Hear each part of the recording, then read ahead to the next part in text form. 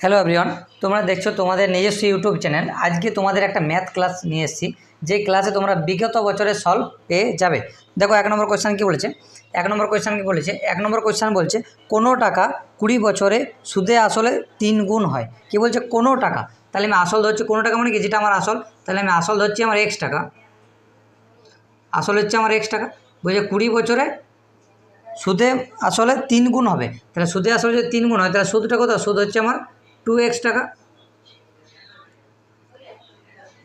এবার এর সাথে সাথে কী বলেছে? এর সাথে সাথে বলেছে যে আমার 20 বছরে, তাহলে টাইমটা দিয়ে দিয়েছে কত? টাইমটা দিয়ে দিয়েছে আমার 20 বছর। তাহলে দেখো আসল পেয়ে গেছি, সুদ পেয়ে গেছি, ঠিক আছে, আবার টাইমটাও পেয়ে গেছি। তাহলে বলছি সুদের হার কত, মানে আর আমাদের বার করতে বলেছে। তাহলে আমার বার করতে কী বলেছে? আর সমান কি আমাদেরকে বার করতে বলেছে। তাহলে আমরা সূত্র কি জানি? এ সমান PRT/100। তাহলে দেখো এর মান হচ্ছে 2x আর পি এর মান x। আরটাতে বার করতে বলেছে, টাইমটা দিয়েছে আমার 20 বছর, নিচে 100। তাহলে দেখো আমার 100 গুণিত 2x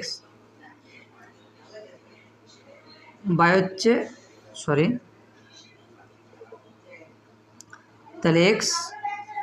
আচ্ছা আরেকটা সহজ, এটাই পাশে নিয়ে গেলাম। তাহলে পরে দেখছি কি এক্স গুণিত আর গুণিত 20, ঠিক আছে। তাহলে আমাদের আর মান বার করতে বলেছে।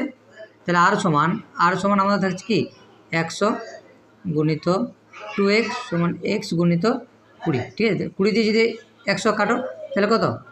5 হয়। 5 20 100। দেখো এখানে 2x মানে কি? দুটো এক্স আছে, দুটো এক্স নিচে একটা এক্স যদি কেটে দাও তাহলে কী পড়ে? 2 পড়ে রইলো। তাহলে আর এর মান কত? আর এর মান হচ্ছে আমাদের 5 দুগুণে 10, ঠিক আছে। তাহলে আমাদের কত পার্সেন্ট সুদের হারে অপশান দেখো বিতে আছে যে কত পার্সেন্ট সুদের হারে। তাহলে বার্ষিক 10% সরল সুদের হারে কোনো টাকা 20 বছরে সুদে আসল 3 গুণ হয়। তাহলে সুদটা কত? বার্ষিক সুদের হার কত? বার্ষিক সুদের হার হচ্ছে আমার 10%। চলো দেখো 2 নম্বর কোয়েশ্চেন। দেখো 2 নম্বর কোয়েশ্চেন কী বলছে? শতাব্দী এক্সপ্রেস হাওড়া থেকে নিউ জলপাইগুড়ি ঘন্টায় 100 কিলোমিটার বেগে যায়। তাহলে শতাব্দী এক্সপ্রেস হাওড়া থেকে নিউ জলপাইগুড়ি কত ঘন্টায় যায়? ঘন্টায় 100 কিলোমিটার বেগে যায় এবং ঘন্টায় 120 কিলোমিটার বেগে ফিরে আসে। তাহলে শতাব্দী এক্সপ্রেসের যাতায়াতের গড় গতিবেগ কত? আচ্ছা যখনই বলবে গড় গতিবেগ, কী বললাম আবার বলছি, যখনই বলবে আমার গড় গতিবেগ, তাহলে তখন এইটা মনে রাখবে যে 2xy by x plus Y. যখনই বলবে আমার কি গড় গতিবেগ বার করো, কী বলবে? আমার গড় গতিবেগ। যখন আমাকে যে কোনো অঙ্ক যদি বলে আমার গড় গতিবেগ বার করতে, তাহলে কি 2xy plus x plus Y. তাহলে দেখো প্রথমে কী বলেছে? প্রথমে বলেছে আমার 100 কিলোমিটার বেগে গিয়েছে, তারপর কত গেছে? একটু মিস্টেক করছি। তাহলে 2 ইন্টু প্রথমে 100 কিলোমিটার গেছে, তারপর আবার ফিরে এসেছে 120 কিলোমিটার বেগে, আর নিচে এক্স প্লাস ওয়াই মানে হচ্ছে আমার 100 প্লাস 120। তাহলে 2 ইন্টু 100 ইন্টু 120 আর নিচে 220। তাহলে এই কেটে গেল, ঠিক আছে, কেটে যাচ্ছে। 2 দিয়ে কাটলে 11। ওপর কত? ওপর আমার পড়ে হইলো আমার 1200, নিচে হচ্ছে আমার 11, ঠিক আছে। তাহলে কেটে দাও। 11 দিয়ে 100 1200 যদি ভাগ করো তাহলে 11 কে 11, 0 দিয়ে আবার 0 নাও, 9 11 99। তাহলে কত হচ্ছে আমার? 109 পূর্ণ 1/11। তাহলে আমাদের গড় গতিবেগ কত? আমাদের গড় গতিবেগ হচ্ছে 109 পূর্ণ 1/9 কিলোমিটার পার আওয়ার। গড় গতিবেগ বলছে, তাহলে গতিবেগ তো আমার কিলোমিটার পার আওয়ার হয়। বুঝতে পারলাম এটা 2 নম্বর অঙ্কটা। চলো এবারে আরেকটা ভালো অঙ্ক, এটা কোনো বছর আসেনি, এই বছর আসার চান্সটা বেশি আছে। দেখো কী বলছে? একজন ব্যক্তি 1 বছরের জন্য একটা চাকর আনেন। বলছে একজন ব্যক্তি 1 বছরের জন্য একটি চাকর আনেন। এক ব্যক্তি 1 বছরের জন্য একটা চাকর আনেন এবং চাকরের সাথে তার কথাবার্তা হয় কি যে 1 বছর যদি কাজ করে তাহলে 3000 টাকা দেবে এবং তার সাথে একটা জামা দেবে। কিন্তু বলছে চাকরটা 8 মাস কাজ করে ছেড়ে দেয়। যখন ছেড়ে দেয় তখন বলছে ব্যক্তিটি, ঠিক আছে, চাকরটাকে 1800 টাকা পয়সা দেয় এবং একটি জামা দেয়। তাহলে বলছে জামাটির মূল্য কত? খুব একটা ভালো অঙ্ক। তাহলে দেখো যখন চাকরটা আসে ওর সাথে কথাবার্তা কী হয়? ওর সাথে কথাবার্তা হচ্ছে ও যদি 12 মাস কাজ করে, 12 মাস কাজ করে মানে 1 বছর যদি কাজ করে, তাহলে কত? 1 বছর কাজ করলে 3000 টাকা পয়সা, তার সাথে সাথে একটা জামা দেবে, অবশ্যই দেবে। কিন্তু বলছে চাকরটা কত বছর কাজ করেছে? চাকরটা আমার বছর না, চাকরটা আমার 8 মাস করার পর ছেড়ে চলে যাচ্ছে। ছেড়ে যখন যাচ্ছে তাহলে তখন চাকরটাকে 1800 টাকা পয়সা আর একটা জামা দিচ্ছে, তাহলে বলছি জামাটার মূল্য কত। তাহলে দেখো 4 দিয়ে যদি কাটি, 4 3 12, 4 2 8, কোনাকুনি গুণ করো, তাহলে 3 2 6 আর 3টা শূন্য পিছনে প্লাস 2s সমান 3 8 54 প্লাস 3s। তাহলে 54টা যদি 5400 যদি এদিকে নিয়ে আসি, তাহলে 600 থেকে 5400 যদি বিয়োগ করি হয়, তাহলে কত আমার 600 টাকা পড়ে থাকে। আর 3x আছে, 3s, ঠিক আছে, 3s থেকে 2s যদি বিয়োগ করে দাও তাহলে s পড়ে থাকে। তাহলে জামাটার মূল্য কত, s মানে কি জামা লিখেছিলাম, ঠিক আছে, s মানে আমি কি 60 লিখছিলাম। তাহলে জামাটার মূল্য হচ্ছে আমার 600 টাকা। জামাটার মূল্য কত, জামাটার মূল্য হচ্ছে আমার 600 টাকা। চলো তারপর আসি, এটা সব বিগত বছরের কোয়েশ্চেন চলছে। মানে 12.5% এক কথায় বলতে চাইছি। 12.12% সরল সুদের হারে কিছু টাকা ধার করেন এবং একটি মোটর সাইকেল ক্রয় করেন, ঠিক আছে। তাহলে এক ব্যক্তি বার্ষিক 12.12% সরল সুদের হারে, ঠিক আছে। তাহলে আর এর মানটা কিন্তু দেওয়া আছে, আর এর মানটা কত দেওয়া আছে, আর এর মানটা দেওয়া আছে কিনা আমার 12.12% হারে সরল সুদের হারে কিছু টাকা ধার করেন। তাহলে কত টাকা ধার করেছিল, তাহলে পিটা আমি ধরলাম এক্স টাকা আমার ধার করার পর বলছে 4 বছর পর সুদ হিসাবে, 4 বছর পর, তার টাইমটা দিয়ে দিয়েছে আমার 4 বছর, টাইমটা কত দিয়েছে 4 বছর। ওই ব্যাংকে তিনি 1250 টাকা জমা দেন। তাহলে ব্যাংকে কত টাকা জমা দিচ্ছে, 1250 টাকা জমা দেন। ওই ব্যক্তি কত টাকা ধার করেছিলেন, ঠিক আছে। তাহলে বলছে, আবার বলে দিচ্ছি, বলছে এক ব্যক্তি বার্ষিক 12.12% সরল সুদের হারে কিছু টাকা ধার করেন এবং একটি মোটর সাইকেল ক্রয় করেন। 4 বছর পর সুদ হিসাবে মানে সুদ হিসাবে ব্যাংকে তিনি 1250 টাকা জমা দেন। তাহলে এর মানটা কিন্তু দিয়ে দিয়েছি কত, এর মানটা দিয়ে দিয়েছি 1250 টাকা। তাহলে বলছে যে ওই ব্যক্তি কত টাকা ধার করেছিলেন, তাহলে ওই ব্যক্তি কত টাকা ধার করেছিলেন। তাহলে আমি জানি এ সমান PRT/100।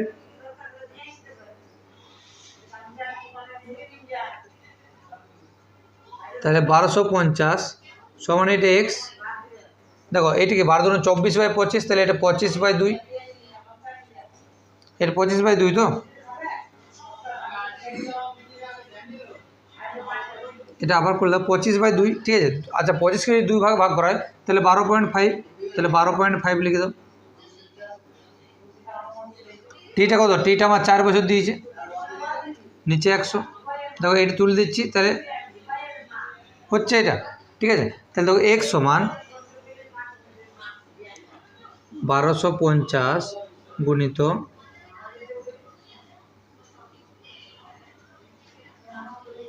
এটাতে যদি এটা কাটছি তাহলে 10 হচ্ছে এটা, ঠিক আছে। আর এটা যদি এটা কাটছি 4 × 25 100, তাহলে 2 5 0 0। তাহলে ব্যাংকে কত টাকা ধার করেছিল, ব্যাংকে তিনি ধার করেছিল 2500 টাকা ধার করেছিল।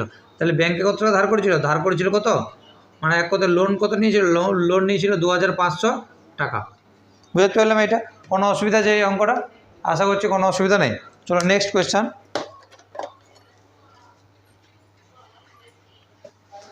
দেখো নেক্সট কোয়েশ্চেন কী বলছে, যে 150 মিটার দীর্ঘ একটা ট্রেন ঘন্টায় 70 কিলোমিটার বেগে চললে, কী বলছে 150 মিটার দীর্ঘ একটা ট্রেন ঘন্টায় 70 কিলোমিটার বেগে চললে 200 মিটার সেতু অতিক্রম করতে ট্রেনটি কত সেকেন্ড সময় লাগবে। তাহলে কী বলছে 150 মিটার দীর্ঘ একটা ট্রেন, তাহলে ট্রেনটা কত মিটার, ট্রেনটা বলছে 150 মিটার দৈর্ঘ্য, ট্রেনটা হচ্ছে 150 মিটার। তাহলে 150 মিটার দীর্ঘ একটা ট্রেন ঘন্টায় 70 কিলোমিটার বেগে চললে, তাহলে ট্রেনটার স্পিড কত বলে দিয়েছে, ট্রেনটার স্পিড বলে দিয়েছে আমার 70 কিলোমিটার/আওয়ার। মানে 1 ঘন্টায় যদি আমি মিটার হিসাবে নিয়ে আসি, তাহলে 1 ঘন্টা মানে কি 3600 সেকেন্ড। তাহলে 3600 সেকেন্ডে যায় কত, তাহলে দেখো 70 কিলোমিটার/আওয়ার মানে কি 1 ঘন্টা 3600 সেকেন্ড, ঠিক আছে। আর কিলোমিটার থেকে যদি মিটার যায় তাহলে 1000 দিয়ে গুণ করতে হয়, তাহলে 70-এর সাথে 1000 গুণ করলে 70,000 মিটার। তাহলে 1 ঘন্টায় মানে 3600 সেকেন্ডে যায় 70,000 মিটার। এরপর কী বলছে অঙ্কটা, 200 মিটার সেতু একটা অতিক্রম করতে। তাহলে দেখো একটা সেতু অতিক্রম করা মানে কি, ধরো এইখান থেকে এটা সেতু, তাহলে একটা সেতু অতিক্রম করা মানে কি নিজের দৈর্ঘ্যটা অতিক্রম করবে প্লাস সেতুর দৈর্ঘ্যটা অতিক্রম করবে। তাহলে ট্রেনের নিজের দৈর্ঘ্য 150 মিটার, আবার সেতুর দৈর্ঘ্য বলে দিয়েছে আমার 200 মিটার। তাহলে ওইটা যোগ করে দাও 200 মিটার সেতুটা, তাহলে ট্রেনটা কত মিটার যেতে হবে, 350 মিটার যেতে হবে। ওইটাই বললেছে যে 350 মিটার যেতে কত সেকেন্ড সময় লাগবে। তাহলে দেখো 1 মিটার যেতে সময় লাগবে কত, 1 মিটার যেতে সময় লাগবে 3600/70,000, ঠিক আছে। তারপর বলছে 350 মিটার যেতে,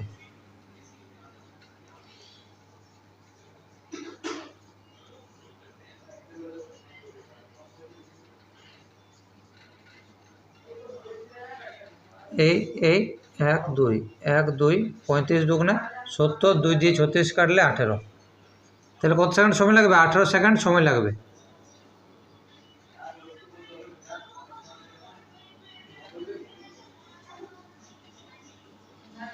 বুঝতে পারলাম আমরা 3 নম্বর অঙ্কটা। তাহলে কত সেকেন্ড সময় লাগবে আমাদের বলে দিয়েছে যে আমাদের 18 সেকেন্ড সময় লাগবে। অপশান ডিতে আছে 18 সেকেন্ড সময় লাগবে, ঠিক আছে। তারপরের যে কোয়েশ্চান আছে তার থেকেও একটা ইম্পর্টেন্ট কোয়েশ্চান বিগত বছরে এসেছিলো। এই কোয়েশ্চান সব বিগত বছরে এসেছে। হ্যাঁ,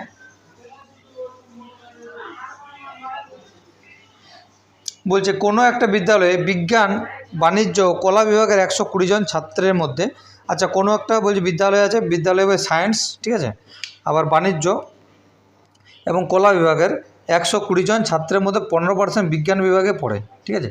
তাহলে টোটাল আছে আমার 120 জন, টোটাল আমার কত আছে 120 জন। 120 জনের মধ্যে ওই 15% বিজ্ঞান বিভাগে পড়ে। তাহলে 120 জনের মধ্যে 15% মানে কত? 10% হচ্ছে 12, আরও 5% মানে আরও 6, তাহলে 18 জন। 18 জন কোথায় পড়ে? 18 জন পড়ে আমার বিজ্ঞান বিভাগে। তাহলে যদি বিজ্ঞান বিভাগে পড়ে,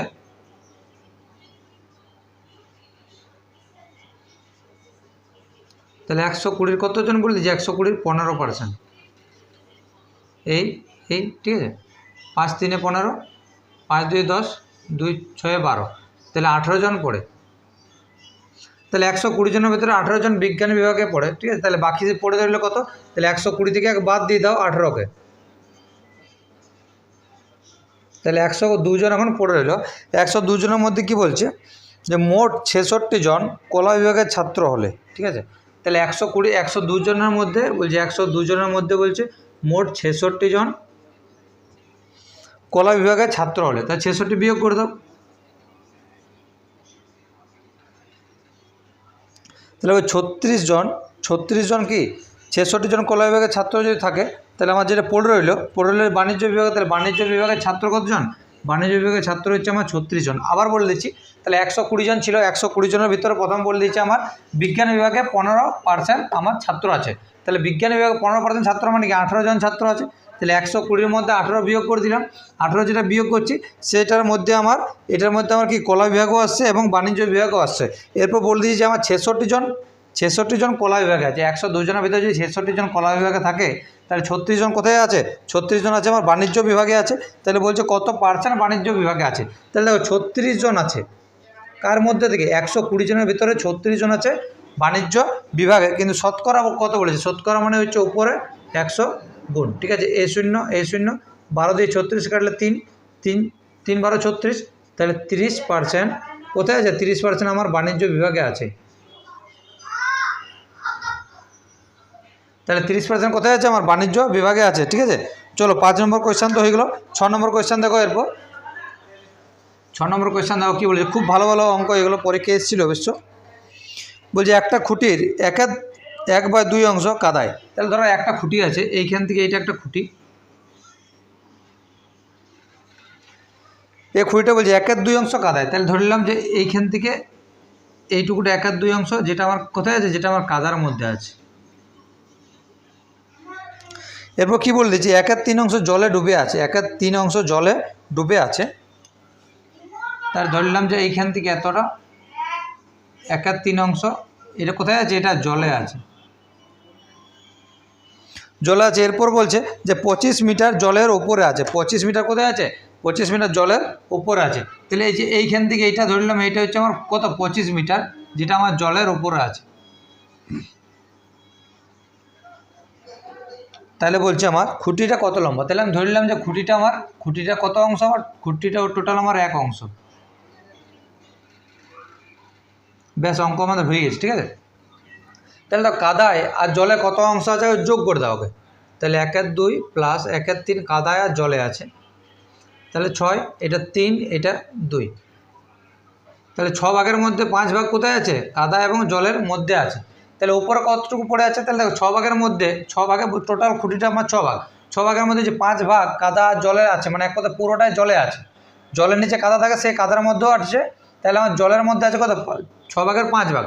তাহলে কতটুকু উপরে আছে? মানে আছে আমার 6 ভাগের 1 ভাগ। এটা কোথায় আছে? এটা হচ্ছে আমার এইটুকু জায়গাটা আছে, এইটুকু জায়গাটা আমার আছে 6 ভাগের মধ্যে 1 ভাগ। তাহলে বলছে ওইটুকুটা আমার মিটার দিয়ে দিচ্ছে 25 মিটার। তাহলে বলছে আমার খুঁটিটা কত অংশ, আমি ধরে নিচ্ছি যে আমার খুঁটিটা আমার 1 অংশ, তাহলে 1/6 অংশ সমানে যদি আমার 25 মিটার হয়, তাহলে 1 অংশ সমান আমার কত। আবার বলে দিচ্ছি, আমাকে বলে যে একটা খুঁটি আছে, খুঁটিটার মধ্যে 1/2 অংশ কাদায়, 1/3 অংশ জলে, আর 25 মিটার জলের উপরে আছে। তাহলে আমি ধরলাম যে কতটা জলের মধ্যে আছে, না 1/3 + 1/2 যোগ করে দিলাম, তাহলে 5/6 জলের মধ্যে আছে, মানে এক কথায় 6 ভাগের 5 ভাগ জলের মধ্যে আছে। তাহলে জলের বাইরে আছে 1 ভাগ, ঠিক আছে। তাহলে 1/6 মানে 6 ভাগের 1 ভাগ জলের বাইরে আছে, তাহলে ওইটি আমার 25 মিটার। তাহলে 1 অংশ সমান কত, 1 অংশ আমার সমান কত, তাহলে দেখো 25/1/6 সমান হচ্ছে আমার কত, 25 ইন্টু 1/6 ছিল, ওইটা 6/1 হয়ে যাবে। এটা যদি কাটি সেই 6 হচ্ছে, তাহলে এক কথায় 25 ইন্টু 6, ঠিক আছে। তাহলে কত মিটার লম্বা আমার খুঁটিটা, খুঁটিটা হচ্ছে আমার 150 মিটার লম্বা। অপশান কোথায় আছে, অপশান দেখো অপশান সিতে আছে এই অ্যান্সারটা। চলো 7 নম্বর কোয়েশ্চেন, যেটা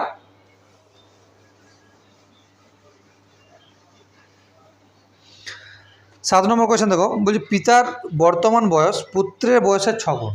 পিতা,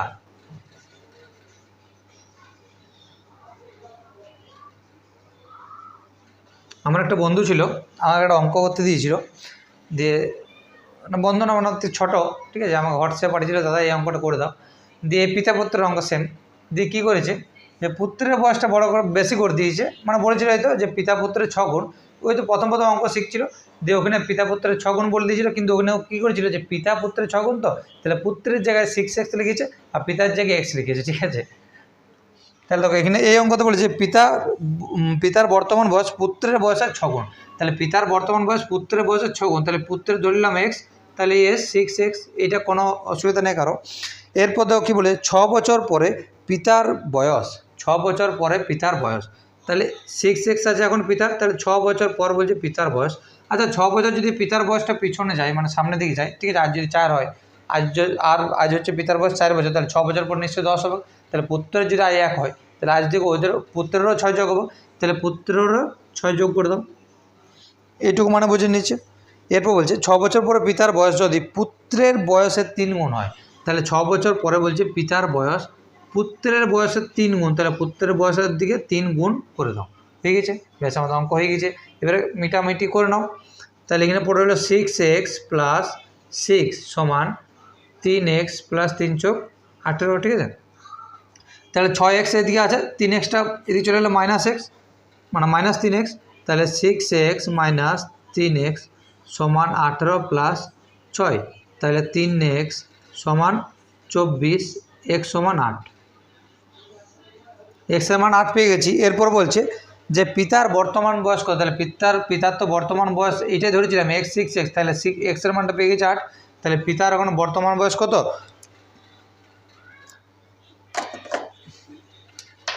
তাহলে পিতার বর্তমান বয়স হচ্ছে 6 × 8, মানে 6 × 8 = 48 বছর। এটা হচ্ছে আমার 8 বছর। তাহলে পুত্রের বয়স কত, পুত্রের বয়স হচ্ছে 8 বছর, আর পিতার হচ্ছে আমার 48 বছর, ঠিক আছে। কোনো অসুবিধা এই অঙ্কটায়, কোনো আশা করছি কোনো অসুবিধা নেই। এরপর অঙ্ক আরও একটা ভালো অঙ্ক, আরও একটা দুর্দান্ত অঙ্ক। দেখো কী বলছে, 15 টাকা কেজি দরের চায়ের সাথে কী অনুপাতে 20 টাকা কেজি দরের চা মেশালে মিশ্রণের মূল্য প্রতি কেজি 16.50 টাকা। তাহলে বলছি 15 কেজি, আচ্ছা মিশ্রণ বলছি। আচ্ছা এই ধরনের যদি কোনো অঙ্ক থাকে, ঠিক আছে, মিশ্রণ কীভাবে করবে, তাহলে ধরো বাঁ দিকে একটা টোটাল দেখো এখানে 3টা ডিজিট দেওয়া আছে। একটা বলে দিয়েছে আমার 15 টাকা কেজি দরের চায়ের সাথে কী অনুপাতে 20 টাকা কেজি দরের চা মেশালে মিশ্রণের মূল্য প্রতি কেজি কত টাকা, 16.50 টাকা হবে। তাহলে দেখো এই ধরনের যদি অঙ্ক থাকে, তাহলে মিশ্রণ কী করবে, ঠিক আছে, ওপরে এমন একটা সংখ্যা রাখবে আর মাঝে এমন একটা সংখ্যা রাখবে, ঠিক আছে, দেখিয়ে দিচ্ছি। মানে ধরো এখানে একটা সংখ্যা লিখবে আর এখানে একটা সংখ্যা লিখবে আর এরকম জায়গায় একটা সংখ্যা লিখবে, ঠিক আছে। এই সংখ্যাটা এমনভাবে লিখবে যেমন এই একটা সংখ্যা, দুটা সংখ্যার মধ্যে যে কোনো একটা সংখ্যার থেকে বড় হয়, ঠিক আছে, প্রথমত কথা। দ্বিতীয়ত যে কোনো একটা সংখ্যার থেকে আবার ছোট হয়। আবার বলছি, উপরের একটা সংখ্যার থেকে যে কোনো হয় এইটা বা এইটা একটা বড় হতে হবে, একবার ছোট হতে হবে। তাহলে দেখো এটা প্রথম বলে দিচ্ছি 15 টাকা কেজি দরের, তারপর বলে দিচ্ছি আমাদের 20 টাকা কেজি দরের, আর এখানে বলেছি আমার কত হবে 16.50 টাকা, ঠিক আছে, এবারে বিয়োগ করতে হয় এটা। তাহলে দেখো এটা 16.5 টাকা আছে, ওইদিকে 20 টাকা আছে, যদি বিয়োগ করো 16 টাকা আছে আবার 20 টাকা আছে, যদি বিয়োগ করো তাহলে দেখো কত হয়। তাহলে দেখো হয় না 16 টাকা আর 20 টাকা, তাহলে 17 3 টাকা 50 পয়সা এইখানটায়, এদিকে 1 টাকা 50 পয়সা, 1 টাকা 50 পয়সা এদিকে আছে। ঠিক আছে, তাহলে দেখো এইটা পয়সায় আছে 3 টাকা 50 পয়সা, তাহলে এর ধরে নেওয়া 350 পয়সা, আর এইটা 150 পয়সা।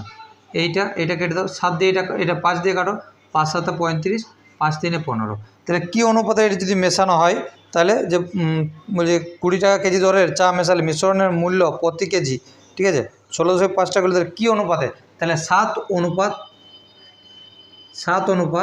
ঠিক আছে, 3 অনুপাতে মেশালে মিশ্রণের যে মূল্যটা সেটা 16.50 টাকা হবে। মানে অপশান সি হচ্ছে এটা সঠিক অ্যান্সার, অপশান সি হচ্ছে এটা সঠিক অ্যান্সার। আচ্ছা দেখো 8 নম্বর অঙ্কটা, 8 নম্বর না 9 নম্বর অঙ্কটা।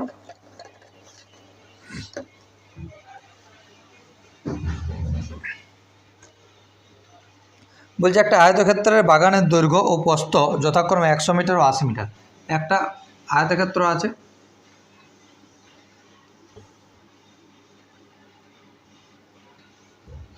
যার দৈর্ঘ্য হচ্ছে 100 মিটার আর প্রস্থ হচ্ছে 80 মিটার। আচ্ছা তাহলে এখন ক্ষেত্রফল কত, এখন এর ক্ষেত্রফল কত? আচ্ছা আয়তক্ষেত্রের ক্ষেত্রফলের সূত্র কি? আয়তক্ষেত্রের ক্ষেত্রফলের সূত্র কি? দৈর্ঘ্য গুণিত প্রস্থ। তাহলে 100 গুণিত 80,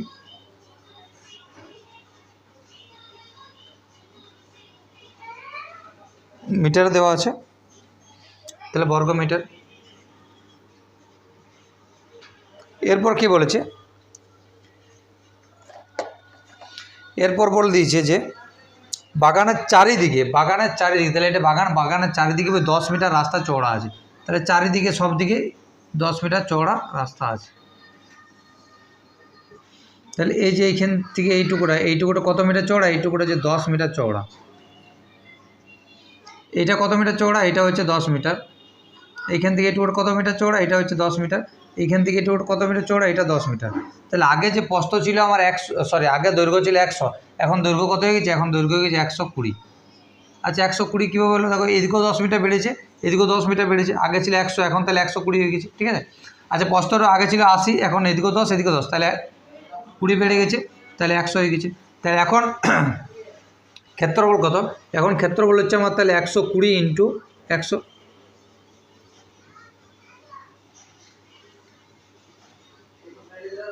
তাহলে এখন কত ক্ষেত্রফল কত, এখন হচ্ছে 12,000 বর্গ মিটার। আগে ছিল 8,000, এখন হয়ে গেছে কত, এখন হয়ে গেছে আমার 12,000। তাহলে রাস্তার ক্ষেত্রফল কত, আগে এটা ছিল ক্ষেত্রফল, এখন রাস্তা ক্ষেত্রফল নিয়ে এত হয়ে গেছে, তাহলে রাস্তার ক্ষেত্রফল কত না, এইখান থেকে বিয়োগ করে দাও, 12,000 থেকে 8,000 বিয়োগ করে দাও, তাহলে 4,000 থাকছে। তাহলে কি বলছে রাস্তার ক্ষেত্রফল কত, রাস্তার ক্ষেত্রফল হচ্ছে আমার 4,000 মিটার, বর্গ মিটার হবে। ঠিক আছে, রাস্তার ক্ষেত্রফল কত আমার 4,000 বর্গ মিটার। আজকে লাস্ট অঙ্ক যেটা কেপিএসআইতে এসেছিল, দেখো এই অঙ্কটা দুটো নিয়মে বুঝিয়ে দেবো। বলছি 1,000 টাকা 10% হারে, 1,000 টাকা 10% হারে 3 বছরের চক্রবৃদ্ধি ও সরল সুদের পার্থক্য। ঠিক আছে, তাহলে আগে 1,000 টাকা সরল সুদটা বার করে নাও, 10% হারে 3 বছরের।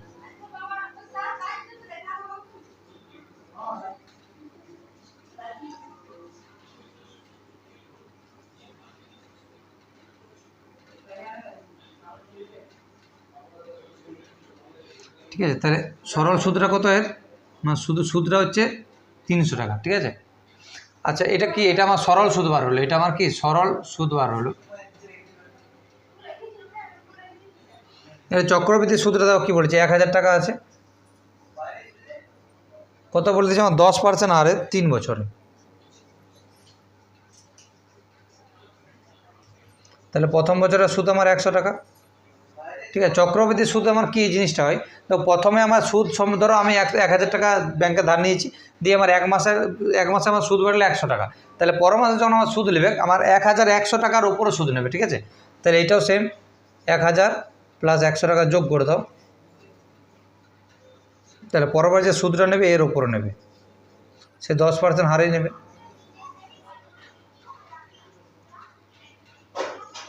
তাহলে আগে আমার সুদ কত ছিল 1,100, আবার 110 টাকা বেড়ে গেছে,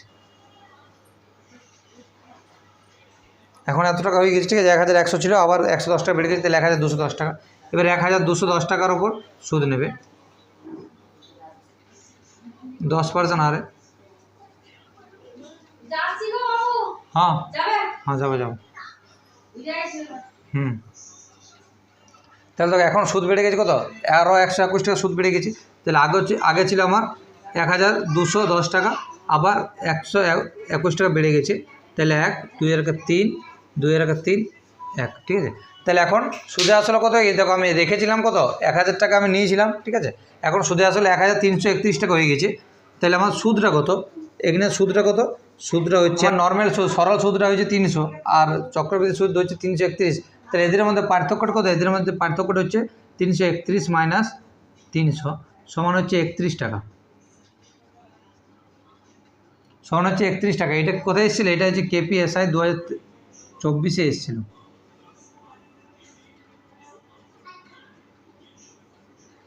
ঠিক আছে, এটা সূত্র হিসাবে করতে পারো। সূত্র হচ্ছে কি, এ সমান P into 1 plus R/100 into N। ঠিক আছে, P এর জায়গায় X একই দেখিয়ে দেবো কি, আচ্ছা দেখিয়ে দিচ্ছি না।